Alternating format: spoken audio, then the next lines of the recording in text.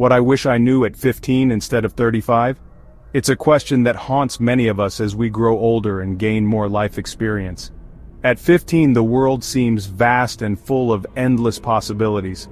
We are often naive, believing that nothing truly bad can happen to us. We think we are invincible, that the dangers we hear about on the news are distant and won't touch our lives.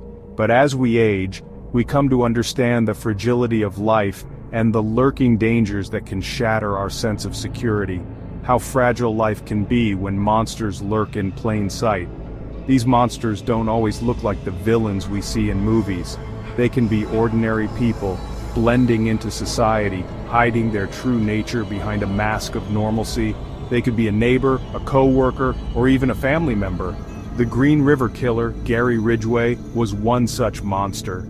He appeared to be an average man, but beneath that facade was a predator who preyed on the vulnerable. Gary Ridgway, infamously known as the Green River Killer, is one of the most prolific serial killers in U.S. history. His name sends chills down the spines of those who remember the terror he inflicted. Ridgway's crimes were not just about the act of killing, they were about the power and control he exerted over his victims.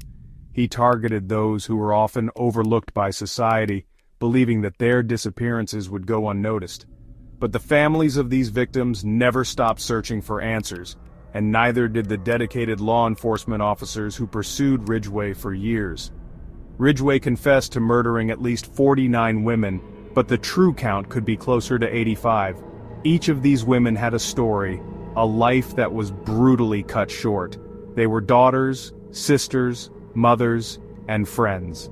Their lives mattered, and their loss left a void that could never be filled. The investigation into Ridgway's crimes was one of the most extensive in history, involving countless hours of work from detectives, forensic experts, and volunteers. They combed through evidence, followed leads, and never gave up hope of bringing Ridgway to justice. His reign of terror began in 1982, primarily targeting runaways and sex workers, along Route 99 in South King County, Washington. This area was a known hotspot for vulnerable individuals, and Ridgway took advantage of this. He would lure his victims with promises of money or safety, only to betray them in the most horrific way.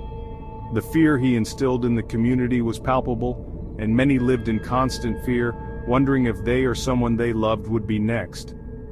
For nearly 2 decades, Ridgway eluded capture. Despite the best efforts of law enforcement, he managed to stay one step ahead. He was cunning